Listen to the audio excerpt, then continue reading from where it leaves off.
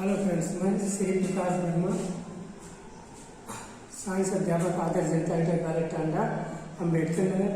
आज कक्षा 10 के बालक और बालिकाओं के लिए बताना चाहते हैं हम कि कम जिसे IUPAC पर 10 में एनुअल कम कहते हैं। इसका सूत्र है CH3COOH।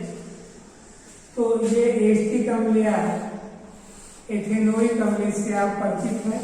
ये प्राचीन काल से ही ज्ञान है। गांव में लोग गन्ने के रस से भी एस्टिक एसिड तैयार करते हैं, जिसमें 4 से 5% तक एस्टिक एसिड होती है और इसकी गंध से भी इसको पहचाना जाता है, जैसे सेके के नाम से जानते हैं। तो सर्वप्रथम कोलवे ने एस्टिक एसिड जो है बनाया था। अब यहाँ बनाने की कुछ और विधियां हैं जिसकी हम चर्चा करना चाहते हैं। तो एथिल अल्कोहल के ऑक्सीकरण पहली विधि है एथिल अल्कोहल, एथिल अल्कोहल के ऑक्सीकरण द्वारा। इसके लिए आप ले लेते हैं पोटेशियम डाइक्रोमेट K2Cr2O7। इसका सल्फ्यूरिक अम्ल H2SO4 से क्रिया कराते हैं।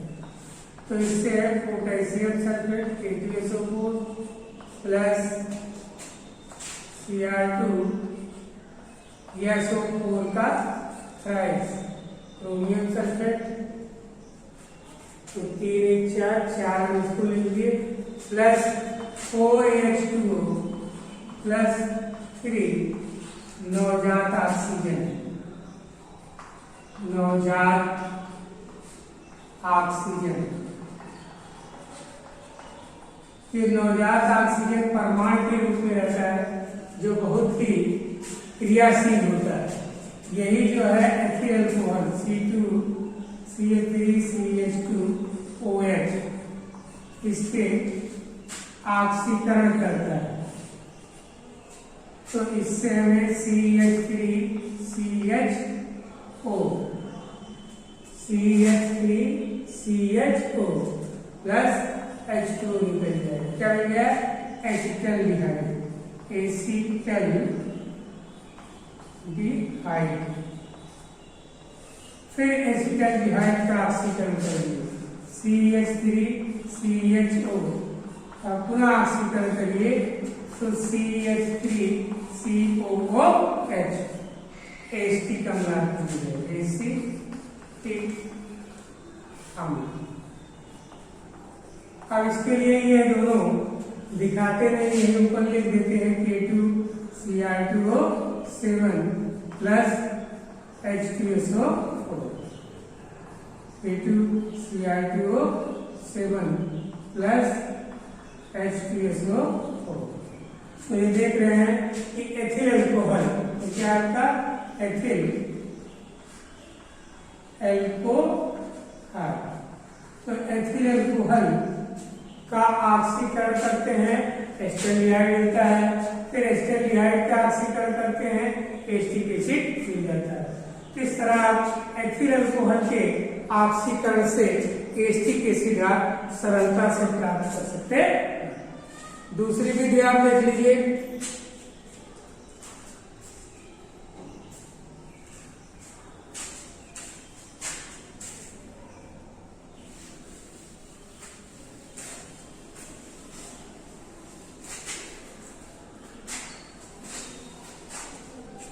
दूसरी विधि आपकी है एथिल एसीटेट का, एथिल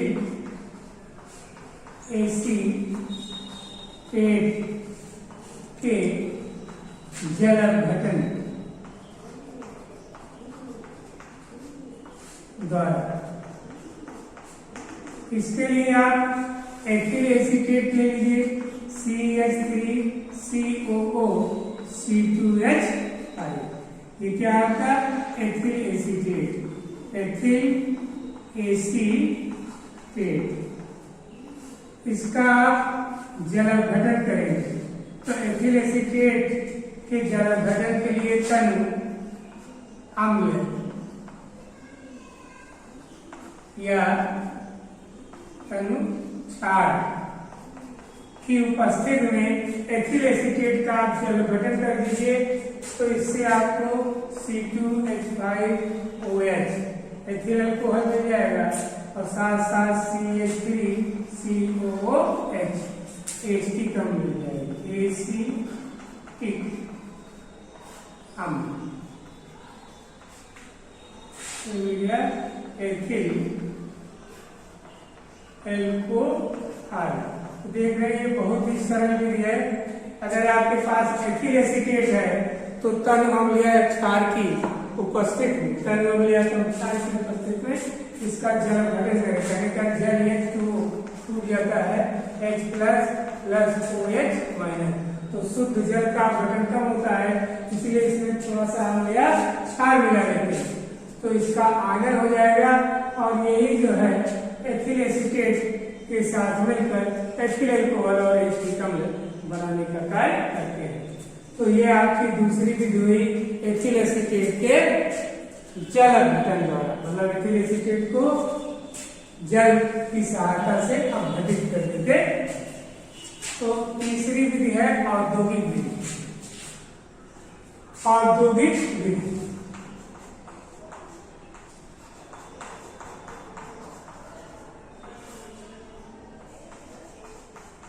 औद्योगिक स्थिति में एथिल अल्कोहल जो है वो निम्न 3 प्रकार से बनाया जाता है। लकड़ी के भंजक आसवन से, गन्ने के रस से और एसिटिलीन से। तो एसिटिलीन से भी बना सकते हैं, गन्ने के रस से और लकड़ी के भंजक आसवन से। करेगा लकड़ी के भंजक आसवन से जो है हम लोग एथिल अल्कोहल बना लेते हैं C2H5OH। क्या है? एथिल अल्कोहल, एथिल अल्कोहल, और इसका ऑक्सीकरण कर देते हैं माइकोडर्मा एसिटी, माइकोडर्मा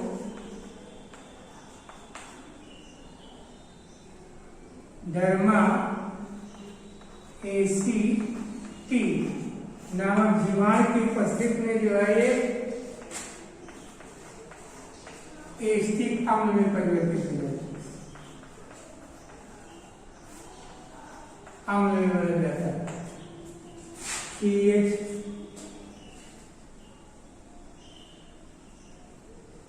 और साथ साथ H2O निकल जाएगा। तो इस तरह से देख रहे हैं आप, ये जो है माइकोडर्मा एसिटी नामक जीवाणु की उपस्थिति में एथिल अल्कोहल से ऑक्सीकरण द्वारा स्वतः ही आपको एसिटिक एसिड मिल जाती है। तो व्यापारिक स्तर पर, औद्योगिक स्तर पर जब हमें ज्यादा मात्रा में बनाना होता है तब हम लकड़ी के भंजक आसवन से जो है एथिल अल्कोहल बना लेते हैं और एथिल अल्कोहल के ऑक्सीकरण से एसिटिक एसिड बना सकते हैं। आजकल गांव में आप देखते हैं गन्ने के रस के ऑक्सीकरण, गन्ने के रस को पानी मिलाकर धूप में रख देते हैं और ऑक्सीकरण क्रिया द्वारा धीरे धीरे यह एसिटिक एसिड में परिवर्तित हो जाता है।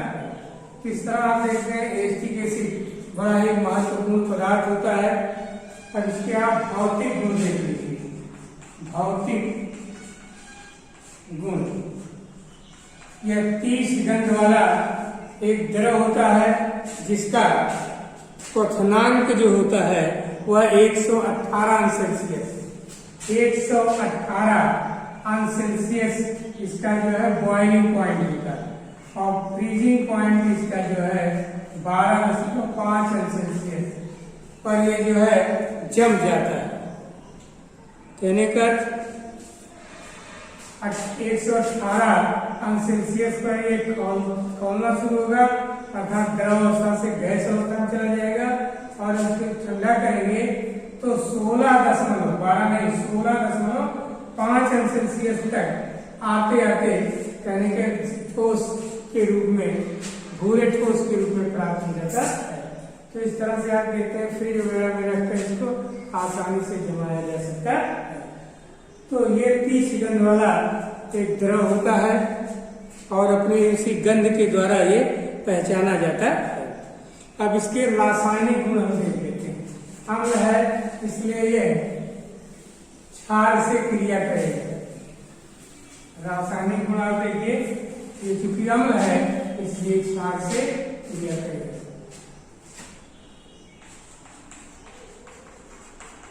रासायनिक गुण, तो एस्टिक अम्ल के रासायनिक गुण की चर्चा करते हैं। तो एस्टिक अम्ल CH3COOH, ये जो है क्षार NaOH से क्रिया करा दीजिए तो CH3COO Na और प्लस H2 क्या बन गया? Sodium acetate. ये आपका क्षार है जिसे आप कास्टिक सोडा कहते हैं। कास्टिक सोडा, तो कास्टिक सोडा से यह अम्ल क्रिया करता है तो सोडियम एसीटेट बनाता है। पुनः सोडियम एसीटेट CH3COO Na का पुनः NaOH से आप क्रिया करा दीजिए तो मिल जाएगा आपको, देखिए क्या, सोडियम कार्बोनेट Na2CO3, क्या मिल गया? Na2CO3 और साथ साथ मेथेन गैस बन जाएगी। क्या बन गई? Methane gas. तो इस तरह से आप एस्टिक अम्ल से जो है सोडियम कार्बोनेट प्राप्त कर लेंगे आप, और साथ साथ क्या है? मेथेन गैस बना सकते हैं। ये अम्ल है, आप देख रहे हैं ये क्षार से क्रिया करेगा तो सोडियम एसीटेट का लवण मिला, साथ साथ जल बन गया।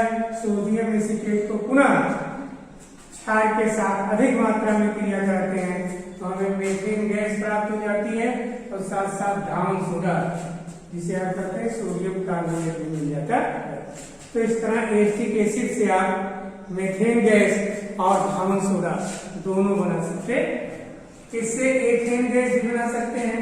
एस्टिक अम्ल CH3COOH का आप KOH से क्रिया करा देंगे तो इससे मिल जाएगा CH3COOK और प्लस H2, क्या मिल गया? Potassium acetate. अब पोटेशियम एसीटेट का विद्युत अपघटन करा देंगे। CH3COOK का जो है विद्युत अपघटन करा देंगे। इसका जो है विद्युत अपघटन करा देते हैं।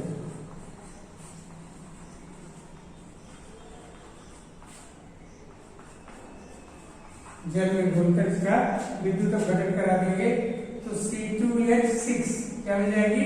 Ethane gas. एथेन गैस मिल जाएगी और साथ साथ कार्बन डाइऑक्साइड गैस CO2 और प्लस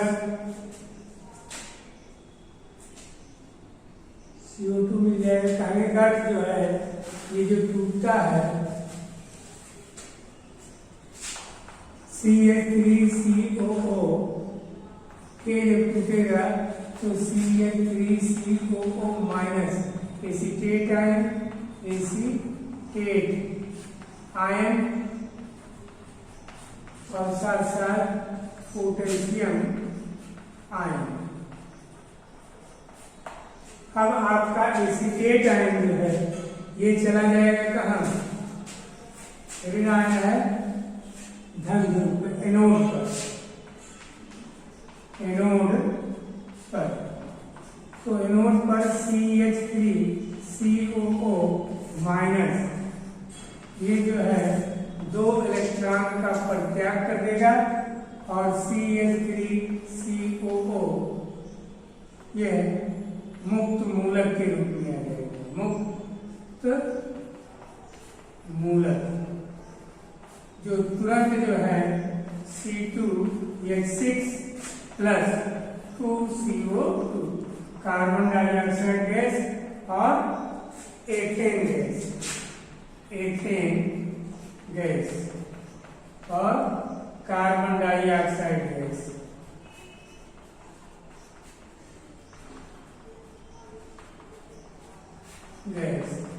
ये दो गैस आपकी एनोड पर प्राप्त हो जाएंगे एसीटेट आयन से। फिर दूसरा आप जो है कैथोड पर देखिए, कैथोड पर क्या क्रिया होगी, कैथोड पर 2K प्लस जो है ये इलेक्ट्रॉन ले लेगा और पोटेशियम धातु के रूप में आ जाएगा। पोटेशियम धातु जो ठंडे जल से 2K ये जो है H2O से क्रिया करेगी, तो बन जाएगा 2KOH plus H2 hydrogen gas.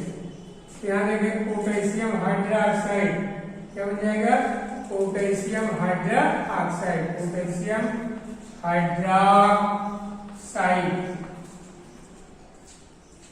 ये बन गया और साथ साथ हाइड्रोजन गैस।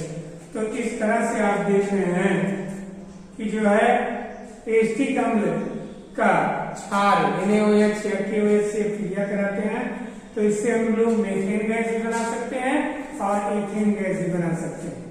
साथ साथ आपने देखा धान सोडा भी बनाया जा सकता है। तो इस तरह एसिटिक अम्ल की सहायता से हम लोग ये सब कार्य कर लेते हैं।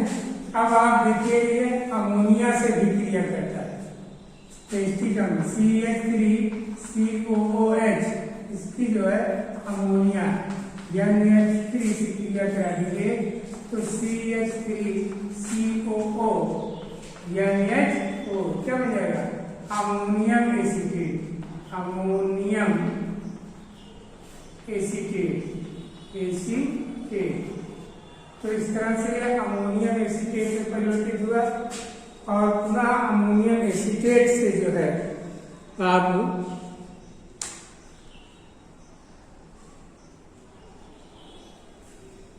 अमोनियम एसीटेट को गर्म कर दीजिए तो एसिटामाइड बन जाएगा। अमोनियम एसीटेट CH3COO NH4 को आप गर्म कर दीजिए तो CH3CO NH2 और प्लस H2O जल निकल जाएगा तो बन जाएगा एसिटामाइड, एसिटामाइड। तो इस तरह से और जो है एसिटिक अम्ल से एसिटामाइड एमाइड भी बना सकते हैं। तो ये अमोनिया भी क्या है, क्षार है, तो अम्ल है, क्षार से क्रिया करके जो है एसिटामाइड बना देता है। इसके अतिरिक्त अम्ल की एल्कोहल से भी क्रिया होती है। जिस तरह से अम्ल और क्षार आप क्रिया करके लवण तथा जल बनाते हैं, उसी तरह से अम्ल और एल्कोहल भी क्रिया करते हैं। अम्ल CH3COOH और एल्कोहल ले लीजिए C2H5OH। तो नमी को अवशोषित करने के लिए कंसंट्रेट सल्फ्यूरिक अम्ल लेते हैं। कंसंट्रेट सल्फ्यूरिक अम्ल नमी को अवशोषित कर देगा तो मिल जाएगा CH3COO C2H5 क्या मिल गया, एथिल एसीटेट, एथिल एसीटेट। अभी आप एथिल एसीटेट से एसिटिक एसिड बनाए थे और पुनः आप देखिए एथिल एसीटेट बन गया और साथ साथ H2O ये जो है निकल जाएगा। तो इस तरह से एस्टर बना सकते हैं। एस्टर कहने का अम्ल और क्षार की क्रिया से लवण और पानी बनता है।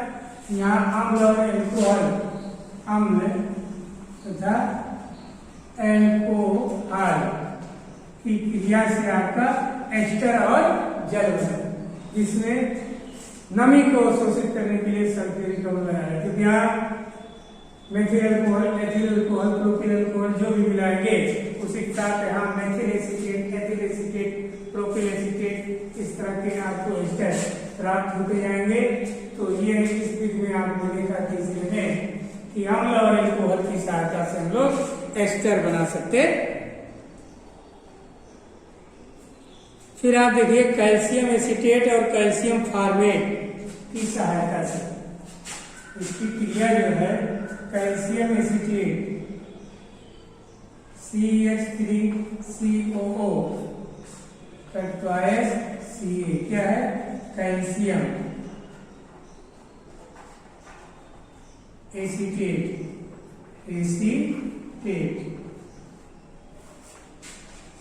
और calcium formate HCOO twice Ca क्या है, कैल्शियम फॉर्मेट।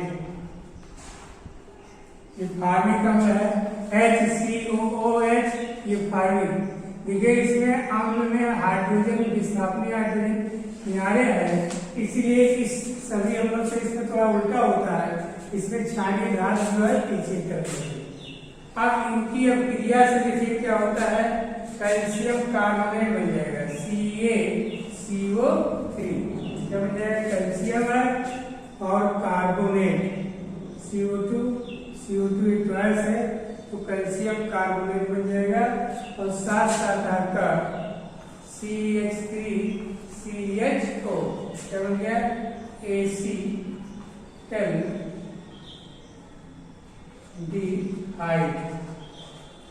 एस्टल्डिहाइड मिल जाएगा आपको और कैल्शियम कार्बोनेट मिल जाता है, एस्टल्डिहाइड कैल्शियम कार्बोनेट। ये आपको